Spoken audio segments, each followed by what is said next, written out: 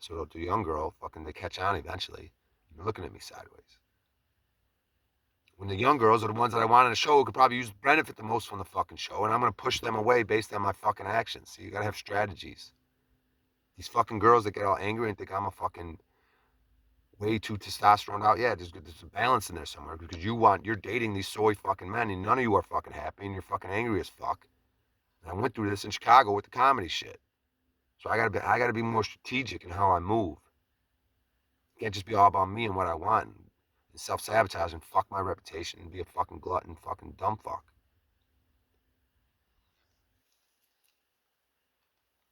See, now we're getting somewhere. 33 minutes in, 33 seconds. Well, it was 55. We're right at that. Right when I was talking, though, it was probably at 33, 33. We're getting the heart of something here. Figuring some shit out. It's like a diary, self-reflection, mirror. I'm looking at my fucking face, talking to you people. Is it mirrored? Yeah, it's even in the mirror mode. So I'm looking in a fucking mirror, talking, and I fucking think I'm figuring a little bit of shit out. Like, Brian, watch how you move. Be strategic. Don't be so fucking impulsive and show your whole cards all the time. Move in a certain way. Have some fucking little bit of fucking goal type shit. Think about shit. In a few years, how can I fucking get to where I'm trying to fucking go? And I hate that type of shit. Thinking a few years out. I like being fucking, I don't like just being everything I want to fucking do just right now. But at least the routine. Okay, what's up with your routine? Okay, what are we strategizing? Maybe tomorrow. What are you fucking strategizing for the show later? Let's get some strategies. Don't just be a fucking animal. You're a fucking human. God made you different from the animals a little bit in that way. These strategies in your brain and how you move and shit. Learn from them though. The beauty, the abundance. Learn from nature. Always nature, the truth.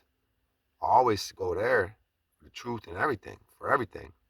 But also realize that we're special. God, humans have the ability to transcend a little bit and to be exalted and to be very, very, very special. Nature is perfect, but humans are different. And acknowledge that and step into that. Tap into that power, the kingdom, the power, and the glory forever and ever. You know? So how am I going to get to my kingdom? What is my power? That, what is it to bask in glory, to be in the glory? I'm starting to feel a little bit of my power, stepping into my power. I'm putting in this work and believing in myself. I'm like, yeah, I am fucking something. I am doing something. That's when my confidence, when I get on these girls, like, yeah, this is what I do. I got a show. I'm on a show. I work. I do this. And I don't give a fuck. I tell them, hey, this is my car. This is what I do. This is what I do. This is where I'm at right now. I like myself. You don't like it? Who gives a fuck? And how much time do I got to put in talking to motherfuckers and being thirsty like this? Nah. Maybe I got time for other shit. So I'm learning, getting back out there. I got to learn. I'm learning again. I feel like a fucking child. I'm obviously a fucking child. And it's strange. There's another story I don't want to tell, but I was with this girl one time. I met her in Los Angeles. I was a total like sex fiend motherfucker. Fucking obviously you could tell. I was playing poker. I had about 5 years sober. I was transferring addictions. You know what I mean? So it was around the time I had just started dating. Basically, it was like I was coming out of being basically like a virgin, like in my mid-30s. I started like trying to get girls' numbers and trying to fucking have sex with them. That's what I was trying to do.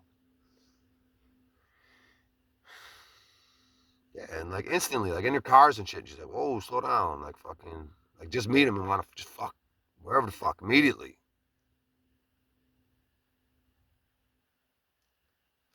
So me and this girl, we ended up seeing each other a lot. Just go over to the place, wherever the fuck I'm over my. I don't know if she came over to my place too much. I rented a room. We had this house, a house with a tennis court. There's poker players. It was cheap as hell. We rented a fucking house with a tennis court for like $1,200 a month. I think it was.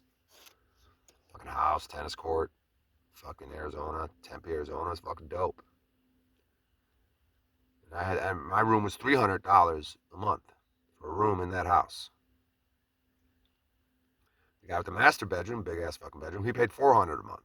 He had a bathroom, everything. I didn't have the master bedroom. I had a bedroom. I paid $300 a month.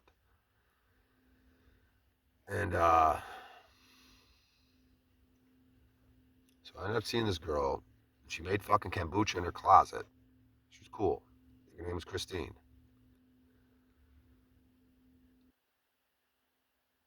And we went out to this like cabin out in the woods. Oh, my fucking creepy ass saying that. Sounds more like a Jason horror flick, but it was nice. We drove out to this fucking wooded area. I don't know where the fuck it was. Her parents or something had a fucking cabin out there. There's a bunch of other cabins. And we fucking hung out and had sex a lot up in this fucking cabin. This point that I was going to with this. I was a sex fiend. And always girls. Is there a better way than saying vagina? Vagina just sounds fucking weird and creepy, and I'm already weird and creepy. Whatever, they're fucking nether regions, they're vaginas. You get like Indian burns from me just rubbing it with my fucking with my circumcised cock, just giving them Indian burns, just the old in and out. And then they're like, I'm sore. I was a sex fiend, I was a sex alcoholic type person. Fucking trying to bust nuts all the time.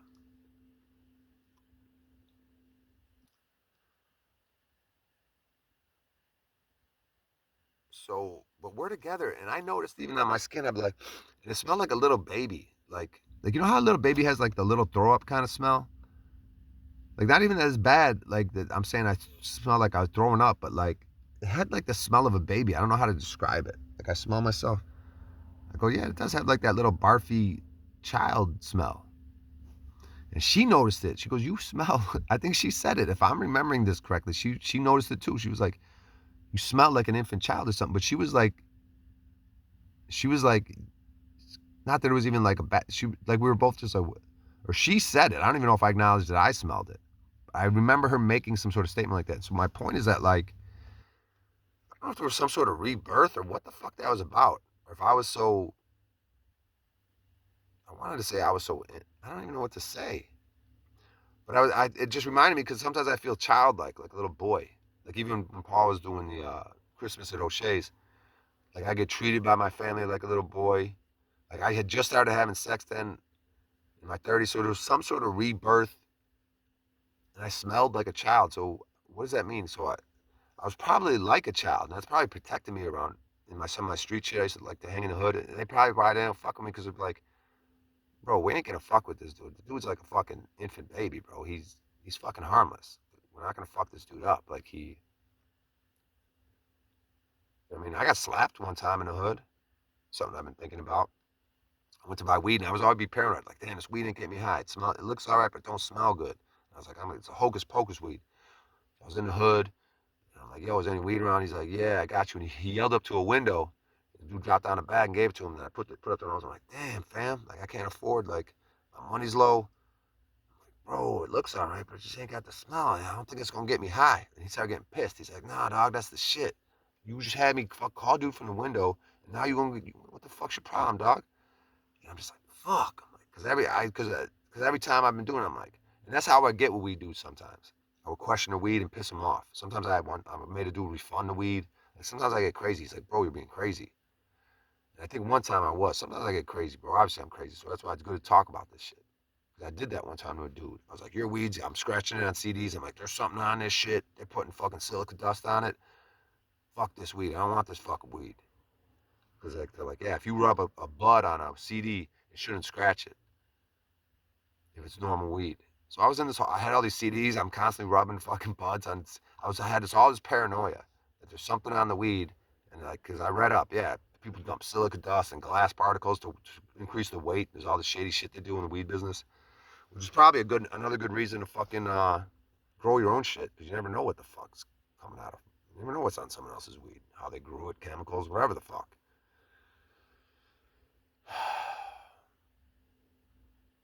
So I said, dude, I didn't want it. I wasn't gonna pay him. And the dude fucking slapped me right across the face and bloodied my nose. My nose started bleeding.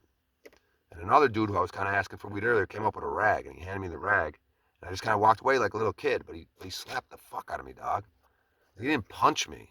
He fucking just slapped me across the face, dog. Bam! Bloodied my nose, and I was just like, kind of walked away like, just feeling super shitty about myself. I was like, damn. And And the other dude kind of saw me and kind of felt bad, handed me a rag. He's like, bro, I was trying to tell you, dog. And I was all caught up that the weed ain't good. I need to find someone with the good smelling weed so I can get fucking high. And he felt bad. He let me keep it was like his rag that he was using, like, because it was hot in the summer in Chicago. He gave me the rag and I was wiping my nose off with it. And that was like one degrading experience from this whole weed, any addiction type shit. Any addiction, sexual, marijuana, self sabotage, anger, all these different, I don't know, different addictions you could get into. The learning thing, just like it seems like Allie could have addiction with the bike to avoid shit. And in hindsight, in Los Angeles, I was in the best shape of my life. I was on a carnivore diet, but I had dropped to like high school weight. I was hiking every day. I was doing pull-ups every day. I got up to like 15, 17 pull-ups, which I can barely do one or two pull-ups probably right now. But I was hiking every day. I was doing pull-ups, push-ups. I was doing Wim Hof breathing, reading the I Ching, doing all this shit, but I couldn't get a girl. I still didn't have the confidence to get a girl. I was living in my car. Whereas right now, my confidence is like, it don't matter if I'm in this fucking car, dog. I'm not trying to get you in my car. I'm not saying that'd be cool for you, but I'm just saying I could talk and like I don't give a fuck about my car. Like I'm starting to get to that point. I'm probably gonna be out of the car soon enough, or have some sort of upgraded situation or whatever the fuck it is. But still, don't matter. This motherfucker works, gets me around. But it's like,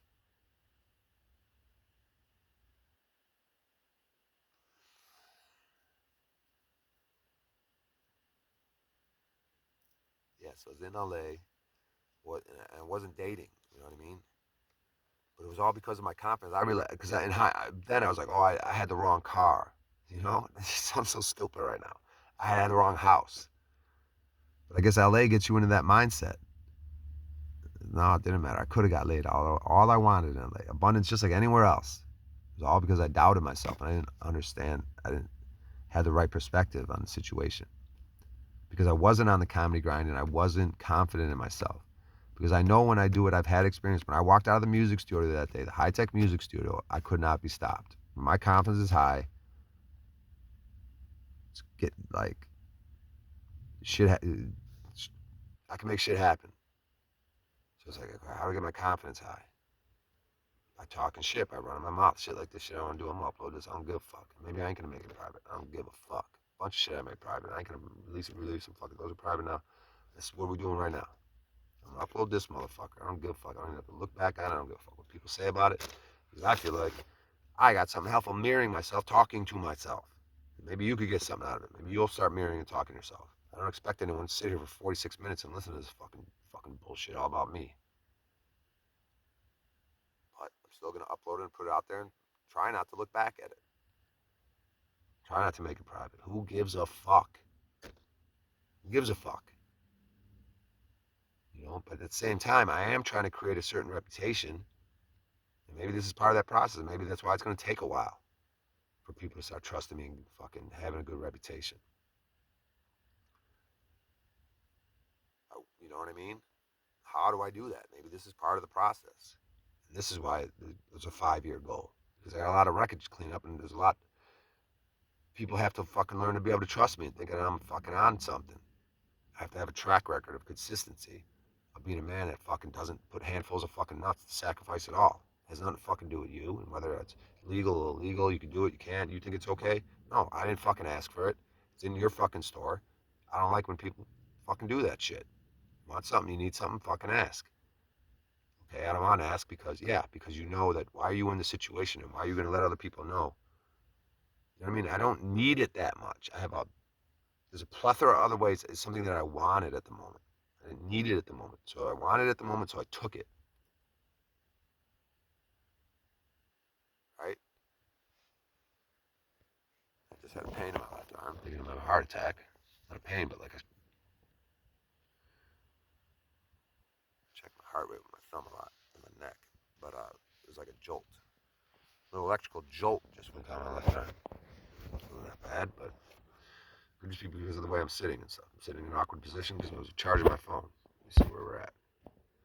Yeah, so I gotta uncharge it, get back to my other position you guys are familiar with, where I lay down. So I can end this video. This is the one you're used to. Yeah. Here we go. Waking up with Brian. Picking up a Brian in the car with the pineal, with the fucking thing. All right, get on track, Brian. We're 18 minutes in, 18 seconds, 48 minutes, 22 seconds. Mirroring, waking up with Brian O'Shea. Hopefully the audio is good. It's probably gonna be all crackly and worthless, but who cares? This is mirroring. This is fucking helpful to me. Yeah, getting better every day. Things are embarrassing. So you want to see those eyes I was talking about? You get this phone close to me.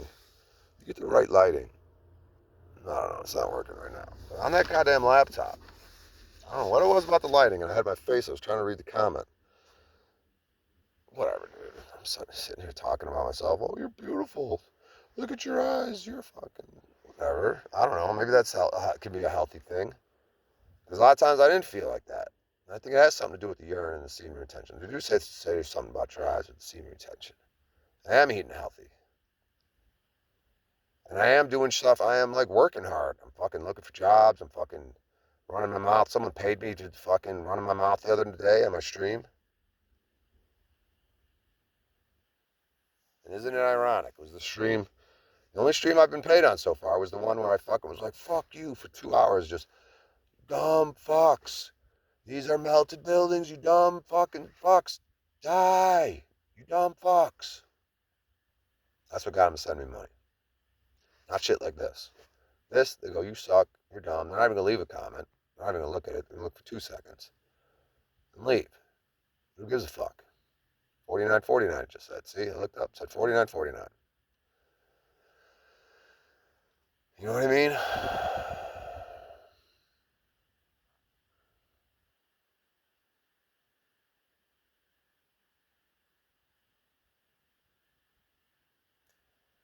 You guys are cool. I'm cool. You're cool. We're cool. Good things are happening to us. It's going to be all right. Oh, man, this goddamn fucking thing. I'm starting to get waves of panic and depression and fucking anxiety. Not really. A little bit, though. Because it's raw and it's real. It's real and it's raw. Something you've never seen before. I don't like the show. Paul Enslaved. Doing something different up there. With a new thing, what people need. I don't know why or how it's us. Me being part of it and them. Everything seems to be coming together. The olive is being pressed. There's a separation. Some are going to be the pulp left behind.